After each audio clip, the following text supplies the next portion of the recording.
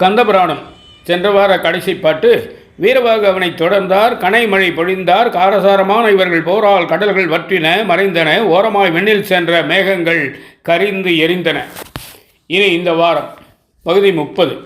பானுகோபன் வேற்படை விடுத்தான். கந்தனை நினைந்து வணங்கி வானவர்கோன் வாட்படையை விடுத்தார். அது பிரம்மாஸ்திரத்தை வீழ்த்தியது. கானம் பாடி ஆடினர் அமர்கள். பூமாரி வீரவாகு மேல் பொழிந்தனர். இருவரும் வாட்போர் செய்தனர். பானுகோபன் வீரவாகுவின் வலிமையான இரும்பு தோலை வெட்டினான். வீரவாகு அவனது மலத்தோலை அறுத்து தூரை எறிந்தார். அவன் இடத்தோளால் போரிட்டான். இடத்தோளையும் வீரவாகு வெட்டினார். தலையை அறுத்தெறிந்தார். உடம்பு மண்ணில் வீழ்ந்தது. மண்ணாசை கொண்டோன் மண்ணாகினான். இடம்பெயரும் கதிரவனையும் கலக்கி அவனகுல செங்கம் அழித்தது. வீரவாகு தலைமையேற்க பூதர்கள் ஜெயசங்கம் ஊதி ஆறுமுகனின் கடல் பணிய பாசறை நோக்கிச் சென்றனர். வீறு ஏதம் கொண்ட அண்ணலை பணிய அவர் ஆனந்தம் அடைந்தார். உனக்கு என்ன வேண்டும் என்று எம்பெருமான் கேட்டார். எனக்கு உன் அருளன்றி வேறு எதுவும் வேண்டாம் என தனக்கு நிகரில்லா தம்பி வீரவாகு எழுந்து கூறினார். மகன் இறந்த செய்தி கேட்டு சூரன் அழுதான். செகமே அழிந்த போதும் நீ இருக்கின்றாய் என்று மிகவும் இருமாந்து இருந்தேனே, எல்லாம் உன்னுடன் அழிந்தது. எதிரிகளை எல்லாம் அழிப்பேன். அவர்கள் உடல்கள் சிந்தும் உதிரத்தால் என் புதல்வனை எழுப்புவேன். உடலை பத்திரப்படுத்துங்கள். உதிரிப்பூக்கள் போல அவர்கள் உடல் சிதறும். எனது தம்பி சிங்கமுகன் அவர்களை வேரோடு அழிக்கட்டும். தனது வேலையை விட்டுவிட்டு இங்கு வரச் சொல்லுங்கள் என தூதர்களை சிங்கமுகனின் ஆசுரபுரம் அனுப்பி வைத்தான்.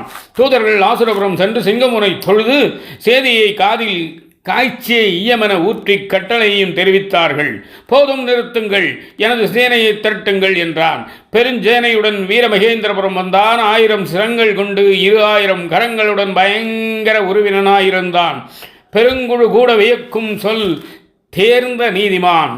சூரனை சந்தித்து கூறுகிறான். அண்ணா, செய்தியெல்லாம் அறிந்தேன். யாராலும் அறிய முடியாத கடவுளை பாலன் என்று நினைத்தீர்கள். கூறுபவர் பேச்சை கேட்காமல் நீங்களும் அறியாமல் கெட்டீர்களே. வெள்ளம் வந்த பிறகு யாரால் அணை போட முடியும்? உள்ளமிக வருந்துகிறேன். இனி பேசி பயனில்லை. கள்ளவில்லா வேலனிடம் செல்கிறேன். திரும்ப மாட்டேன். நீங்கள் நன்றாயிருங்கள். அண்ணனிடம் விடைபெற்று தன் மாளிகை சென்றான். அன்னமலையையும் மாமிச குன்றுகளையும் இரத்த ஏரியில் குழைத்து உண்டான். 10 லட்சம் குதிரைகளுடைய தேரில் ஏறினான். தேவர்கள் எல்லோரும் திரண்டு முருகனிடம் சென்று கூறினார்கள். தேவாதி தேவா, சிங்கமுகன் போருக்கு வருகிறான். அவன் 1008 மூவாத அண்டங்களை வென்றவன். அளவற்ற வீரம் கொண்டவன். பூமியை ஒரு கையால் தாங்கக்கூடியவன். வஞ்சனையிலும் மாயையிலும் வல்லவன். சாமி, நீங்கள் தான் எங்களை இவனிடமிருந்து காக்க வேண்டும் என சாமிநாதனை கெஞ்சி வேண்டினர். அவரும் உளம் கனிந்தார். எம்பெருமான் வாயுவை அழைத்தார். தேரை கொண்டு வரச் சொன்னார். தம்பி இதை பார்த்தார். வந்திருப்பவன் சூரனின் தம்பி. நம்பி என்னை அனுப்புங்கள், அவனை அழிக்கிறேன் என்றான். நல்லது, சேனைகளுடன் செல் என்று விடை கொடுத்தார். அல்லது விலக்கி நல்லதே கொள்ளும் வீரவாகு தயாரானார். வெள்ளம் போல் படை தொடர அவர் சென்றார். அவனரும் பூதரும் போரிட்டனர். பூத சேனாதிபதி சிங்கன் தண்டத்தால் மௌனமாக அவனரை தாக்கினான்.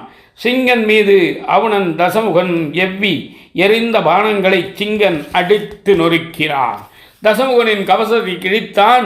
தசமுகன் தண்டத்தை எரிந்தான். வசமாக சிங்கன் பற்றி முறித்து ஒடித்து போட்டான். அசுரன் மழுவை எரிந்தான். சிங்கன் அதை நொறுக்கினான். தசமுகன் வேலை எறிந்தான். சிங்கன் சக்கரப்படையை விடுத்தான்.